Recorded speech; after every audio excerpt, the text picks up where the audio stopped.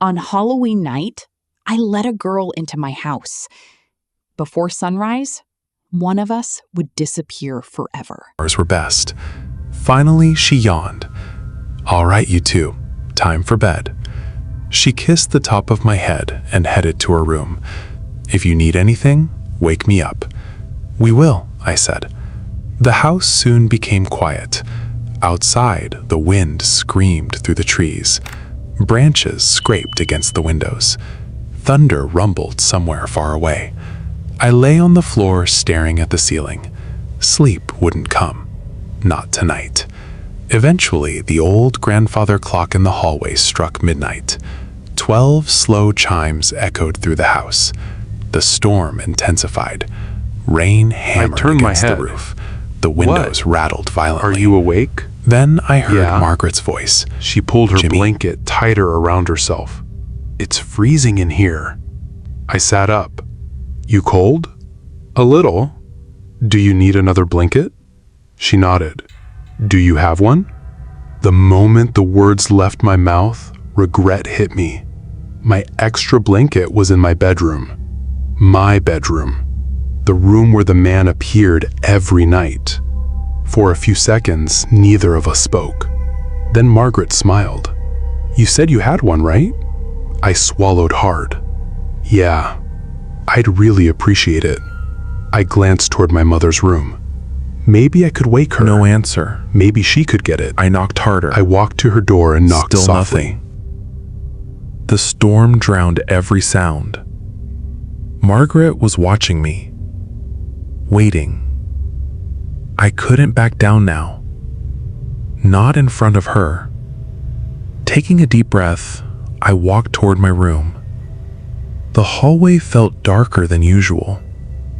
The air felt colder. My hand trembled as I grabbed the doorknob. Slowly, I pushed the door open. Nothing.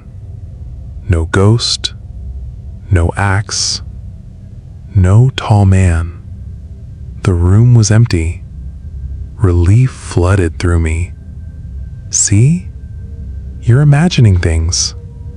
I hurried toward the closet and began searching for the blanket. I froze. Behind me, My blood turned to Click. ice. The bedroom door closed. I turned around.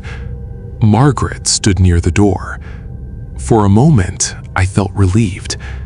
Then I noticed something strange. She seemed taller, much taller. At first, I thought it was the shadows playing tricks on my eyes. But then, her body began to change. Her spine twisted, her arms stretched, her face wrinkled and sagged.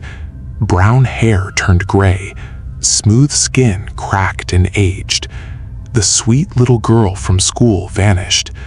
In her place stood an ancient woman. Her eyes glowed like dying embers.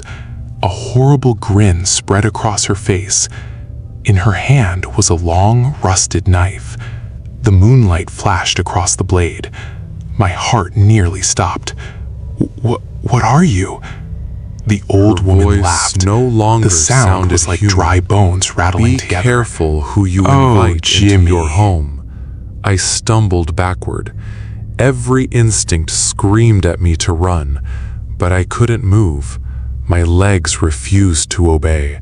My arms hung uselessly at my sides. It was as if invisible ropes held me in place. The old woman smiled wider. Your father never taught you that? Tears filled my eyes. I opened my mouth and screamed, Mom! The woman laughed again. She can't hear you.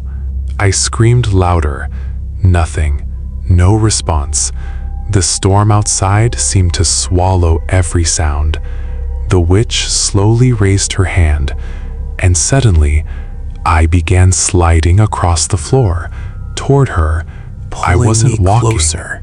I wasn't moving Closer. myself. Closer. Something was dragging me. The knife rose above her head.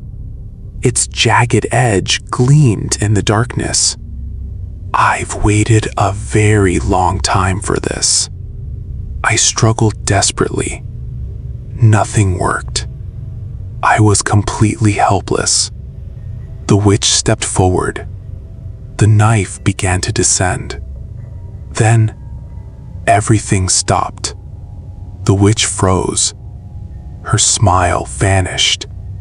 A look of pure terror spread across her face. She wasn't looking at me anymore.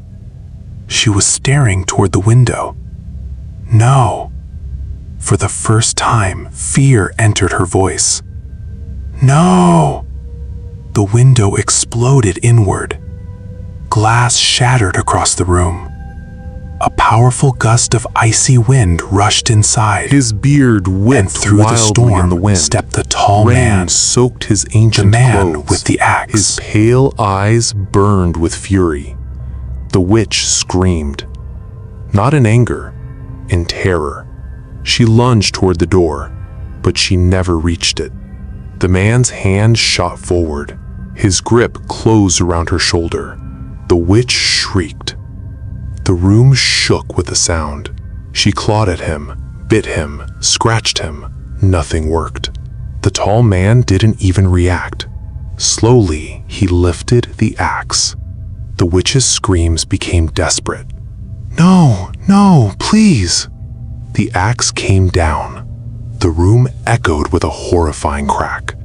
The witch collapsed. The tall But she man was still placed alive, one heavy still boot crawling, upon her back, still trying to pinning escape. her to the floor. Then he raised the axe again. The second strike ended everything. Silence filled the room. The storm seemed distant now, almost unreal. I stood frozen, unable to breathe, unable to think. The tall man looked at me.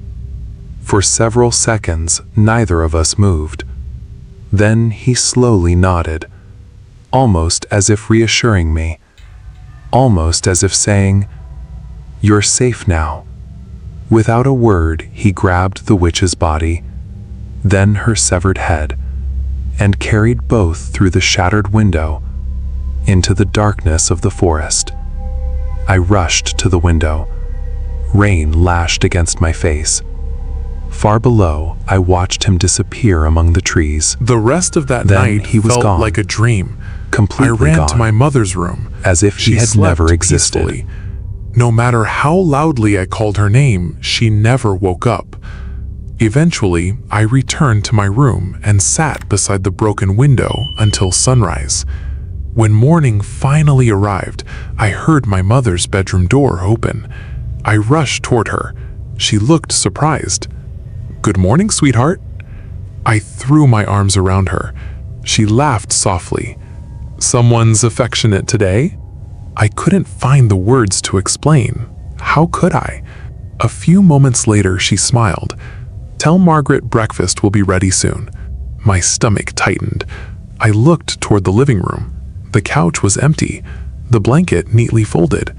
There was no sign that Margaret had ever been there. "She already left," I whispered. My mother nodded casually. As if the night Oh, before had Then never she existed. walked into the kitchen, A as few if days nothing later, unusual my had mother happened. pulled out an old family photo album. We sat together on the couch, flipping through faded pictures. Then suddenly, I froze. A familiar face stared back at me. My hands began to shake. "Mom?" She looked over. "What is it?" I pointed at the photograph. "Who is that?" She smiled warmly. "Oh, that's your great-grandfather." I stared at the picture. The same gray beard, the same cold eyes, the same face. The man with the axe, the guardian who had saved my life. After that day, I slept easier. Not because the world felt safe, but because I knew something important. Demons, The things that go bump monsters, in the night are real. they're all real. Ghosts.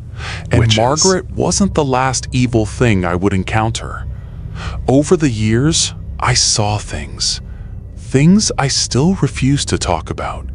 Things my wife would never believe. Now I'm older. I have a family of my own. A few months ago, my son was born. Tonight is Halloween. The wind is howling outside. The forest beyond our home sways beneath the moonlight. And standing over my son's crib, I can feel it. Something is coming. Something ancient. Something hungry. Something that has been watching us from the darkness. But unlike those creatures, I know a secret they don't. I am not alone.